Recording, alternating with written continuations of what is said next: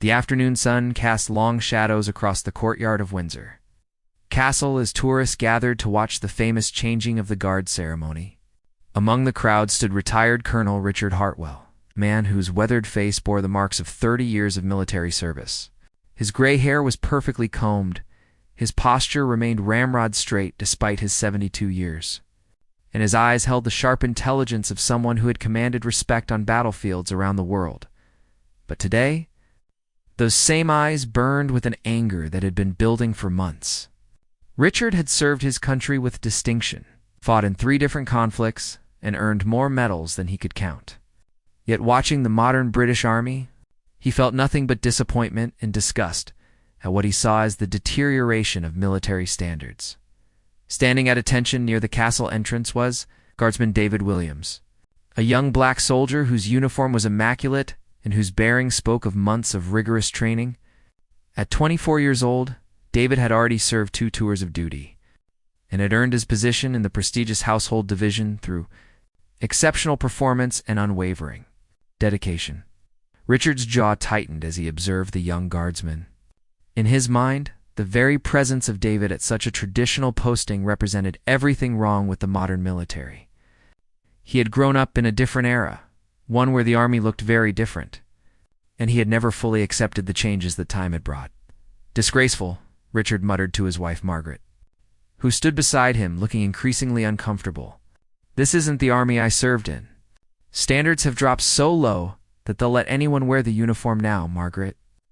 A gentlewoman in her 60s placed a warning hand on her husband's arm. Richard, please, not here. Not in public, but Richard was beyond caring about public decorum. The anger that had been festering inside him for years was finally finding its target. He had watched what he considered the decline of British military tradition, and seeing David Williams standing guard at one of the most prestigious posts in the country felt like a personal insult. Look at him, Richard continued, his voice growing louder, standing there like he belongs, like he has any right to wear that uniform and represent our heritage. Other tourists began to notice the elderly man's agitation. Some looked uncomfortable, others curious, but all seemed to sense that something unpleasant was about to happen. A few parents quietly moved their children away from the area, instinctively recognizing the tension building in Richard's voice and posture. David Williams remained perfectly still at his post, his eyes focused straight ahead as his training demanded. But he could hear the conversation taking place nearby. Years of military service had taught him to maintain his composure in the face of all kinds of provocations. From hostile enemy action to unruly civilians, he had dealt with racism before, both subtle and overt, but always found ways to channel his response through proper military channels. 30 years I gave to this country, Richard announced to anyone within earshot, his voice carrying clearly across the courtyard. 30 years of blood, sweat, and sacrifice. And this is how they repay that service. By putting people like him in positions that our ancestors died to defend. Margaret tugged more urgently at her husband's sleeve. Richard, stop this. You're making a scene. People are staring. Good, Richard replied defiantly. Maybe it's time someone spoke the truth about what's happened to our military. Maybe it's time someone stood up for the values that built this empire. The crowd was definitely paying attention now. Several people had pulled out their phones, sensing that they were about to witness something significant. A few tourists looked genuinely shocked by Richard's words. While others seemed to be waiting to see how the situation would develop, David continued to maintain his position. But his jaw tightened almost imperceptibly. He had sworn an oath to serve and protect, regardless of personal insults or provocations. His training had prepared him for enemy fire, terrorist threats, and hostile crowds. But dealing with verbal abuse from a fellow veteran presented its own unique challenges. Richard took a step closer to the guard post, his voice now clearly directed at David. I bet you don't even know the history of that uniform you're wearing. I bet you have no idea what sacrifices were made by real soldiers to earn the right to stand where you're standing. Accusation hung in the air like a challenge. Several tourists gasped audibly, while others began filming more intently. Sensing that they were witnessing something that would soon go viral on social media, Margaret made one final, desperate attempt to control her husband's behavior. "Richard, please. This is enough. Let's just go." But Richard was past the point of no return. Years of suppressed anger and frustration were finally finding their outlet, and he was determined to make his point, regardless of the consequences. "You want to know what's wrong with this country?" Richard announced to the growing crowd. "It's that we've forgotten who we are. We've forgotten the traditions and values that made us great. And now we let anyone put on our uniform and pretend to be British. Soldiers." David Williams felt his hands clench slightly around his rifle, but his training held firm. He had faced enemy combatants who had tried to kill him, and he had maintained his composure. He would not let an angry old man break his professional discipline, no matter how personal the attacks became. But the crowd was getting restless. Some people were clearly uncomfortable with Richard's increasingly racist rhetoric, while others seemed curious to see how the confrontation would resolve itself. The tension was building toward some kind of climax, and everyone present could feel it. The situation escalated when Richard decided that verbal harassment wasn't enough. He stepped past the rope barriers that kept tourists at a respectful distance from the guards and moved directly in front of David Williams. His face was red with anger, and spittle flew from his mouth as he launched into a more personal attack. "Look at me when I'm talking to you," Richard demanded, his voice now carrying the tone of command he had once used with subordinates. "I'm a retired colonel in Her Majesty's Army. I'm giving you a direct order." David's training kicked in automatically. Military protocol was clear about how to handle difficult civilians. But the situation was complicated by Richard's claim to military rank. However, David also knew that retired officers had no authority over active duty personnel, especially when they were clearly acting inappropriately. "You think you can ignore me?"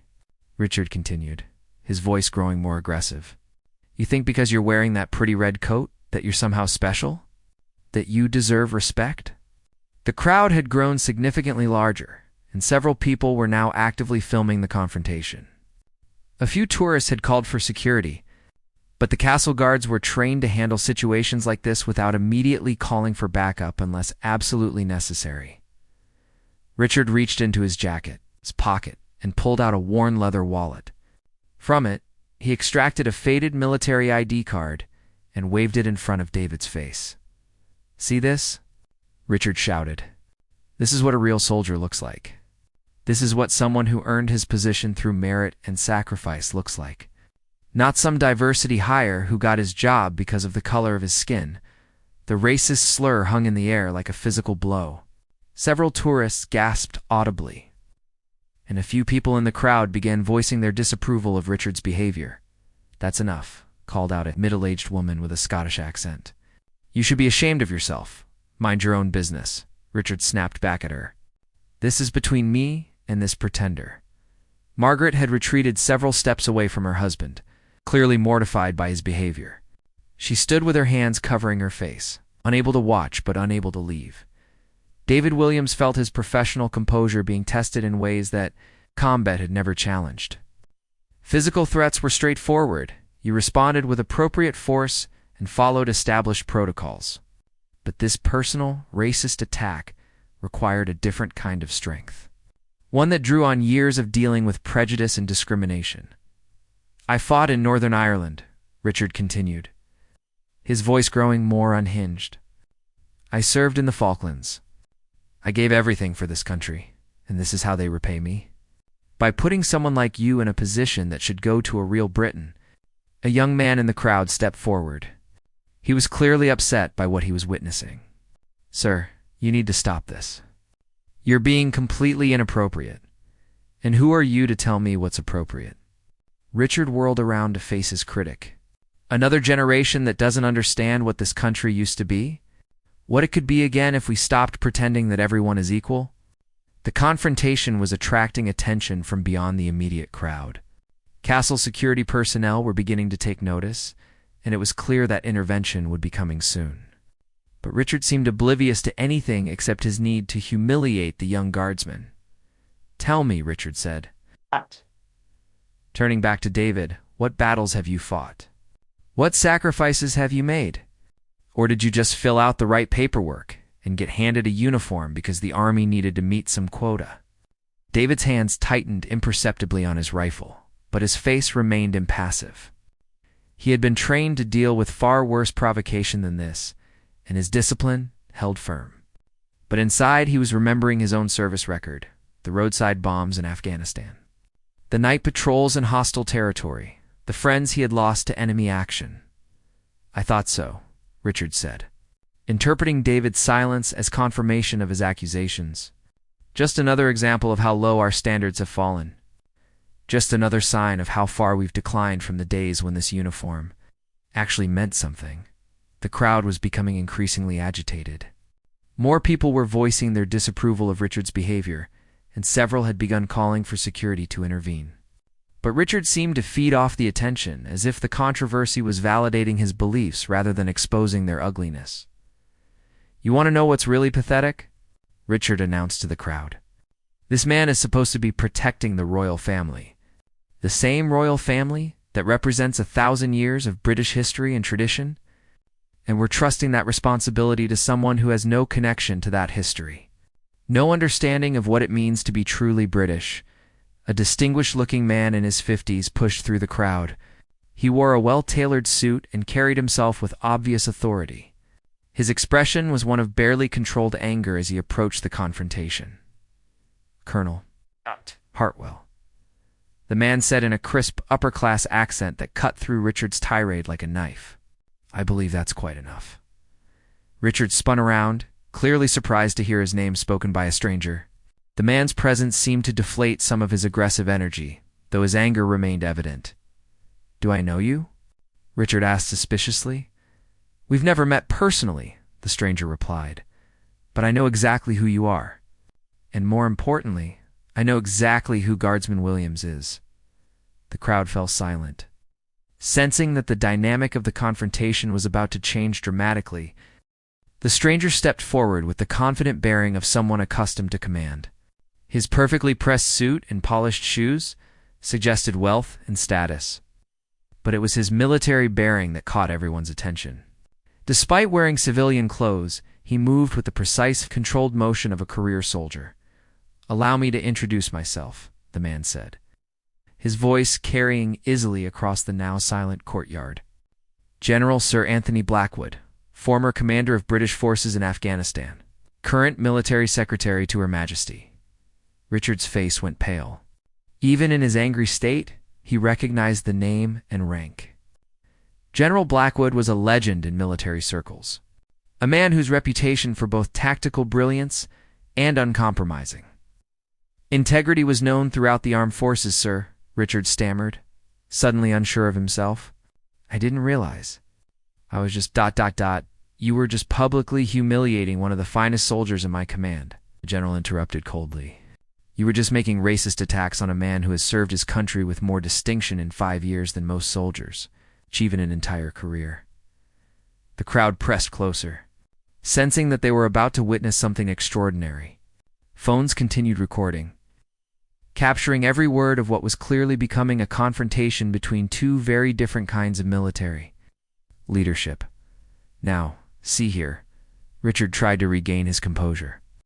"I have every right to express my opinions about the state of our military. I served for 30 years... Yes, I know about your service record," General Blackwood cut him off. "Desk jobs, mostly. Administrative positions. A few peacekeeping deployments where you saw minimal action. Respectable. But hardly the combat heroics you seem to be claiming." Richard's mouth opened and closed like a fish out of water.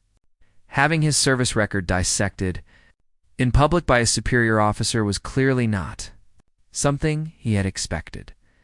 "But since you seem so concerned about combat experience and military qualifications," the general continued, "perhaps you'd like to hear about Guardsman Williams's record." David remained at attention, but there was a slight change in his bearing. For the first time since the confrontation began, he seemed to relax almost imperceptibly, as if a weight was being lifted from his shoulders. David Williams, the general, began, addressing the crowd as much as Richard.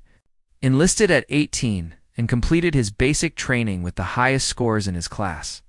He volunteered for immediate deployment to Afghanistan, where he served with distinction in one of the most dangerous provinces. Richard tried to interrupt, but the general's commanding presence silenced him with a look. During his first tour, the general continued, Guardsman Williams participated in over 50 combat missions.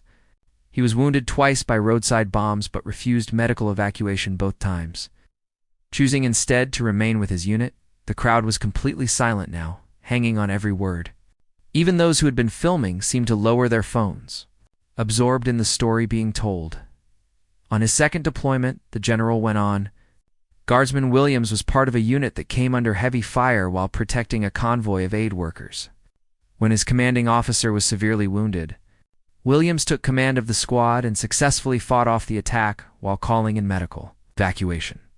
Margaret had moved closer, her embarrassment at her husband's behavior now mixed with fascination at hearing about David's service record for his actions that day. Guardsman Williams was awarded the Military Cross for exceptional gallantry in the face of the enemy. The general announced. He was 22 years old. A murmur ran through the crowd. The Military Cross was one of Britain's highest honors for battlefield courage, awarded only to those who had shown extraordinary bravery under fire. Richard's face had gone from red with anger to white with shock. The Military Cross was an award he had never come close to earning in his 30 years of service, and he was beginning to realize how badly he had misjudged the young guardsman. But that's not all. General Blackwood continued relentlessly. After his combat service, Guardsman Williams volunteered for selection to the Household Division. Do you know what that selection process involves, Colonel Hartwell? Richard shook his head mutely. Physical fitness tests that would challenge Olympic athletes. Academic examinations covering military history, protocol, and current affairs. Psychological evaluations to ensure absolute reliability and discretion. Background checks so thorough they examined 3 generations of family history. The general paused, allowing his words to sink in. Out of over 300 applicants, only 12 were selected. Guardsman Williams finished first in every category. The crowd began to murmur appreciatively. Even those who knew little about military matters could understand that what they were hearing described an exceptional soldier. Since joining the Household Division, the general continued. Guardsman Williams has been personally commended twice by members of the royal family for his professionalism and dedication. He speaks 4 languages fluently, holds a degree in international relations, which he earned while serving full-time, and volunteers his off-duty time teaching literacy to underprivileged children. Richard looked as if he wanted to disappear into the ground. Everything he had assumed about David Williams was being systematically demolished by someone whose authority and knowledge were unquestionable. So when you stand there and suggest that this man doesn't deserve to wear his uniform, the general's voice took on a steel edge. When you suggest that his presence somehow diminishes our military traditions, you're not just wrong, you're insulting one of the finest examples of what a British soldier should be. The general stepped closer to Richard, close enough that his next words were clearly meant as a direct personal challenge. Tell me, Colonel Hartwell, what exactly have you done that gives you the right to question this man's worthiness to serve? Richard stood frozen under the general's withering stare, his mouth opening and closing without producing any sound. The question hung in the air like a sword waiting to fall. Everyone present could see that he had no answer that would justify his earlier behavior. I served my country, Richard finally managed to stammer. I gave 30 years of my life. ... Behind a desk, the general interrupted coldly. Processing paperwork and attending meetings, while men like Guardsman Williams were actually fighting our nation's battles. Your most dangerous deployment was a 6-month stint in Cyprus during peacetime. The crowd was now completely absorbed in watching Richard's humiliation.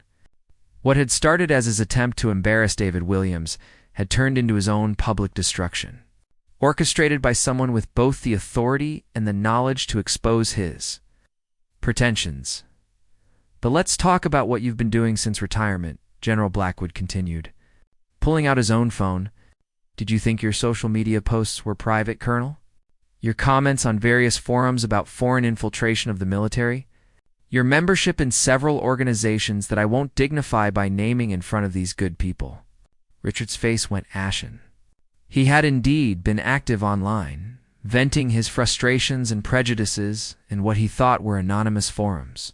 The idea that someone of General Blackwood's stature had been monitoring his activities was terrifying. You see, the general addressed the crowd. This isn't just about one man's ignorance. This is about a cancer that sometimes infects our military culture, the belief that tradition means exclusion, that heritage means hatred. That service is somehow diminished when it includes everyone who's willing to give their best for their country. Margaret stepped forward, her face streaked with tears of shame. "General, please? My husband. He's not usually like this. He's been struggling since retirement, feeling forgotten. Mrs. Hartwell." The general's voice softened slightly. "I understand that retirement can be difficult for career soldiers. The loss of purpose, the sense that the world has moved on without you. But that doesn't excuse racism. It certainly doesn't excuse attacking someone who embodies the very best of military." Service David Williams continued to stand at attention, but those close enough could see the slight relaxation in his shoulders. For years he had faced doubts about whether he truly belonged in the prestigious household division, whether his race made him somehow less qualified than his white colleagues. Hearing his service record defended so eloquently by one of the Army's most senior officers was validating in ways he had never expected. "Let me tell you what real military tradition looks like," General Blackwood announced to the crowd. "It's about courage in the face of danger. It's about loyalty to your comrades regardless of their background. It's about putting service before self, duty before comfort, honor before personal prejudice." He turned back to Richard, his voice taking on the tone of a commanding officer delivering a final judgment. "Guardsman Williams embodies every one of those traditions. You, sir, have just demonstrated that you understand none of them." The crowd began to applaud, starting slowly but building to genuine enthusiasm. People who had been uncomfortable with Richard's earlier behavior were clearly relieved to see justice being served, and many were impressed by what they had learned about David's service record. Richard looked around desperately, searching for any friendly face, any sign of support. Instead, he saw disapproval, disgust, and in some cases, genuine anger at his racist outburst. Even Margaret was backing away from him, clearly unwilling to be associated with his behavior any longer. "I think," General Blackwood said with finality, "it's time for you to leave. Security will escort you from the premises. And I'll be having words with the Veterans Association about your conduct today." 2 security officers had appeared during the confrontation and now stepped forward to flank Richard. They were polite but firm, making it clear that his departure was not optional. "This isn't over," Richard muttered, trying to salvage some shred of dignity. "I'll be filing complaints.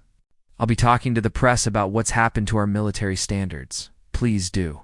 Cato, the general, replied with a slight smile. "I'm sure they'll be very interested in your story. Especially the part where a retired desk officer tried to humiliate a military cross recipient and got educated about actual military service." As the security officers began to escort Richard away, he made one final desperate attempt to justify his actions. "You'll see," he called out to the crowd. "You'll all see what happens when we abandon our traditions. When we let political correctness destroy everything our fathers fought for." The general's response cut through Richard's protest like a blade through paper. "Colonel Hartwell, my father served in World War II alongside soldiers from across the Commonwealth Indians. Africans, Caribbeans, all fighting fascists who believed in racial superiority. If he were alive today, he'd be ashamed to hear you echoing the very ideologies he risked his life to defeat." The words hit Richard like a physical blow.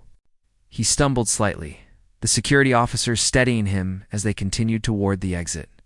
The fight had gone out of him completely, replaced by the dawning realization of how badly he had misjudged both the situation and his own standing in it.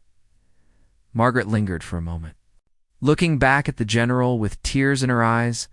"I'm so sorry," she whispered, "for all of this. He wasn't always like this, but the bitterness, it's been eating away at him for years." "Mrs. Hartwell," the general said gently, "your husband needs help. Professional help. The Army has programs for veterans struggling with these issues. I'll make sure he gets the information he needs." As Margaret hurried after the security officers and her disgraced husband, the crowd began to disperse. But many lingered, taking photos with David Williams's post and discussing what they had just witnessed. As the crowd began to thin out, General Blackwood approached David Williams's guard post. The young soldier remained at attention. There was something different in his bearing now, a sense of validation and pride that hadn't been there before the confrontation. At ease. "Guardsman Williams," the general said quietly. "I think we can dispense with protocol for a moment." David relaxed slightly but maintained his professional composure. "Thank you, sir. I don't know what to say." "You don't need to say anything," the general replied. "Your service record speaks for itself. But I want you to know that what happened here today was completely unacceptable, and it will not be ignored." A small group of tourists had remained nearby, clearly hoping to hear more of the conversation. Among them was an elderly gentleman who had been quietly filming the entire encounter on his phone. "Excuse me, General," the man said in an American accent. "I hope you don't mind, but I recorded that whole thing. My grandson is a Marine, and I think this is something people need to see." General Blackwood considered this for a moment. "What's your grandson's name?" "Staff Sergeant Michael Chen, 3rd Marine Division," the man replied proudly. "Good unit," the general nodded. "If you're going to share that recording, please make sure people understand the context. This wasn't just about racism. It was about the fundamental values that make our military strong." Word of the confrontation was already spreading through social media. Several tourists had posted videos and photos, and the story was beginning to gain traction online. Most of the comments were supportive of David and critical of Richard's behavior, but there were also some defending the retired colonel's right to express his opinions. David's commanding officer, Captain Sarah Morrison, arrived at the scene, having been alerted by security. She was a sharp, no-nonsense woman in her 30s who had earned her position through exceptional competence and dedication. "Guardsman Williams." "Report," she said crisply. "Ma'am, a retired officer made several inappropriate comments and accusations." General Blackwood intervened and resolved the situation. Captain Morrison looked at the general questioningly. "Sir, do we need to file an incident report?" "Yes," the general replied. "A full report, including witness statements and the video footage that several tourists captured. This needs to be properly documented." "Will there be disciplinary action against the retired officer?" Captain Morrison asked. "That's being handled through appropriate channels," the general said diplomatically. "But I can assure you that this behavior will not be ignored or excused." A young woman in the remaining crowd stepped forward nervously. She appeared to be a university student, with a backpack full of textbooks and a notebook in her hand. "Excuse me," she said hesitantly. "I'm studying military history at Cambridge, and I was wondering, what Guardsman Williams did in Afghanistan, earning the Military Cross. Could you tell us more about that?" The general looked at David, who nodded slightly. "The citation is public record," the general said. "Guardsman Williams was part of a convoy protection detail when they were ambushed by a superior force.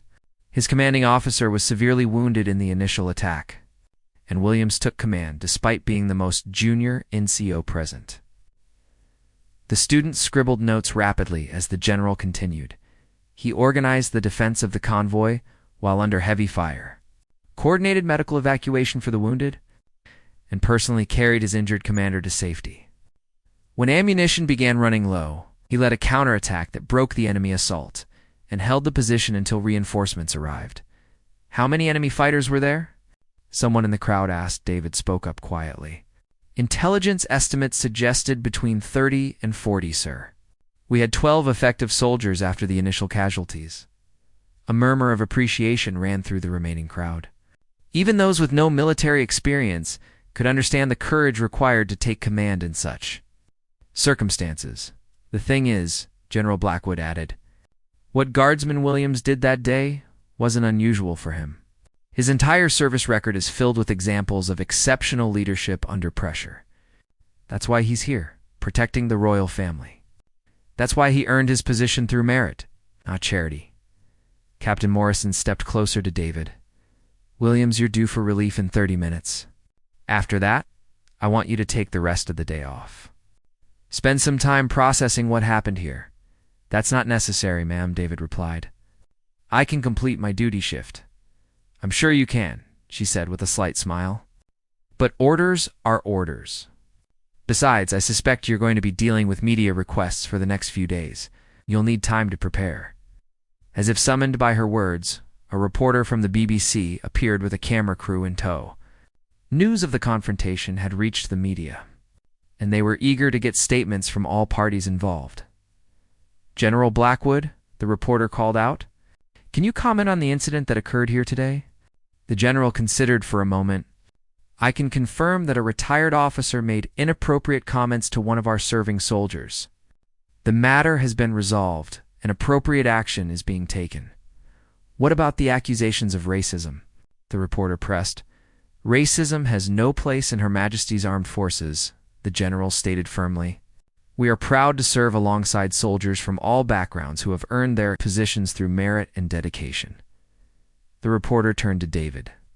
Guardsman Williams, how did you feel about the accusations made against you? David maintained his professional composure. I was disappointed that a fellow veteran would question my commitment to service. But I understand that not everyone shares the same perspective on military diversity. I'm grateful that my record was allowed to speak for itself. Will you be pressing charges against the retired officer? That decision will be made by the appropriate authorities, David replied diplomatically. My focus remains on performing my duties to the best of my ability. As the media interview continued, more people began arriving at the scene, drawn by the growing online coverage of the incident. What had started as a single racist outburst was becoming a broader conversation about military values, tradition, and inclusion. 3 weeks later, the incident at Windsor Castle had become a defining moment in discussions about military service and racial equality in Britain. The video footage captured by tourists had been viewed millions of times. With overwhelming support for David Williams and condemnation of Richard Hartwell's behavior, David found himself thrust into an unexpected spotlight. Interview requests poured in from media outlets around the world, and he had been invited to speak at military academies and universities about his experiences. The attention was overwhelming for someone trained to blend into the background, but he handled it with the same grace and professionalism he brought to his guard duties. General Blackwood had kept his word about helping Richard Hartwell get the support he needed. The retired colonel had been connected with military mental health services and was beginning to confront the bitterness and isolation that had fueled his racist outburst. It was a long road to redemption, but he was taking the first steps. Margaret Hartwell had divorced her husband of 40 years, unable to reconcile herself with the man he had become. In her final conversation with him, she had said simply, "The man I married would have been ashamed of what you did that day." The impact of the incident extended far beyond the individuals involved. The Ministry of Defense used it as a teaching moment, incorporating discussion of the confrontation into diversity and inclusion training programs. Military academies began using video footage of General Despisey, Blackwood's defense of David, as an example of proper leadership in the face of prejudice. For David personally, the experience had been transformative. For years, he had carried subtle doubts about whether he truly belonged in the elite circles of military service. The public validation of his achievements by General Blackwood had finally put those doubts to rest. He was promoted to Lance Corporal 6 months later, and his commanding officers made it clear that further advancement was likely if he continued to perform at his current level. Several senior officers had approached him about applying for officer training, suggesting that his combination of combat experience and personal character made him ideal leadership material. The incident also sparked a broader conversation about military tradition and what it truly meant. Letters poured in from veterans of all backgrounds, sharing their own experiences with racism and discrimination in the armed forces. Many older veterans wrote to apologize for attitudes they had held earlier in their careers, inspired by David's dignity in the face of attack. One letter particularly moved David. It came from a 90-year-old D-Day veteran who had served alongside colonial troops during World War II, Son, the letter read, I fought next to men from India, Africa, and the Caribbean, who bled and died for this country 75 years ago. Anyone who questions your right to wear that uniform is questioning the sacrifice of thousands of brave men who came before you. You honor their memory by your service. The royal family themselves took notice of the incident. Prince William, in his role as Colonel of the Irish Guards, made a point of meeting with David during a ceremonial inspection. Their conversation was private, but David emerged from it with obvious pride and renewed dedication to his duties. General Blackwood was awarded a civilian honor for his handling of the situation and his broader work, promoting diversity within the armed forces. In his acceptance speech, he made specific reference to the Windsor Castle incident. Military strength comes not from uniformity, but from unity, he said. When we judge our soldiers by the content of their character rather than the color of their skin, we become stronger as an institution and as a nation. Richard Hartwell, meanwhile, continued his therapy and slowly began to understand how his post-retirement isolation had poisoned his thinking. He wrote a letter to David Williams, apologizing for his behavior, though he never sent it. Some wounds, he realized, were too deep to heal with simple words. The tourists who had witnessed the confrontation often shared their own perspectives online. Many wrote about how seeing David's professionalism in the face of abuse had changed their understanding of what military service really meant. The American grandfather who had filmed the incident became an unlikely social media celebrity, using his platform to promote respect for military service members of all backgrounds. Captain Morrison was promoted to major, given command of a larger unit. Partly in recognition of her handling of the aftermath of the incident, she made diversity and inclusion a cornerstone of her leadership philosophy, often citing the Windsor Castle confrontation as an example of why these issues mattered. David Williams continued his guard duties, now with the quiet confidence that came from knowing his place in the military hierarchy was secure and well-earned. The doubts that had occasionally plagued him were gone, replaced by the certain knowledge that he belonged exactly where he was, on quiet afternoons at his guard post. David sometimes thought about that day 3 weeks earlier. He remembered the anger in Richard Hartwell's voice, the shame in Margaret's eyes, and the powerful defense mounted by General Blackwood. Most of all, he remembered the moment when he realized that his service record truly did speak for itself. The incident had taught him that racism and prejudice would always exist, but they could be confronted and defeated by truth, dignity, and the support of those who understood what real service meant. He had learned that sometimes the best response to hatred wasn't anger, but simply continuing to be excellent at what you do. Young soldiers now approached him for advice, particularly those from minority backgrounds who faced their own challenges in military service. David always told them the same thing. Let your actions speak louder than their words. Earn your place every day. Never let anyone convince you that you don't belong. The tourists still came to Windsor Castle in their thousands, taking photos and marveling at the pageantry of the changing of the guard. Most had no idea about the drama that had played out in that same courtyard weeks earlier.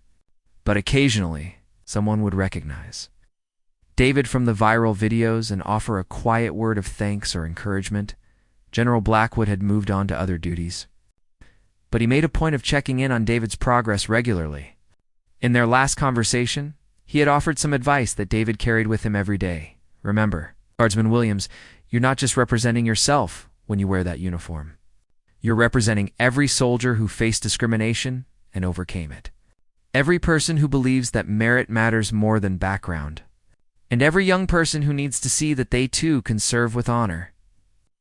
The red tunic still felt heavy on David's shoulders, and the bearskin hat still made his neck ache after long shifts. But now he wore them with the absolute certainty that he had earned every thread, every button, every moment of standing guard over the traditions and values that made his country great. As the sun set over Windsor Castle on another peaceful day, Lance Corporal David Williams stood at attention, his eyes focused on the horizon, his mind calm with the knowledge that he was exactly where he belonged. Behind him, the ancient stones of the castle bore witness 2 centuries of history. tradition, and change. The guard would be relieved in an hour, but the principles he defended would endure forever. And now David knew with absolute certainty that he was not just part of that tradition he was helping to write the next chapter of its continuing story. The incident that had begun with hatred and ignorance had ultimately become a story of triumph, dignity, and the power of truth to overcome prejudice. It had shown that the best traditions weren't about excluding people, but about including everyone who was willing to uphold the highest standards of service and honor. And in the end, that was what military service had always been about. Not the color of a soldier's skin, but the courage in their heart and the commitment in their soul to something greater than themselves.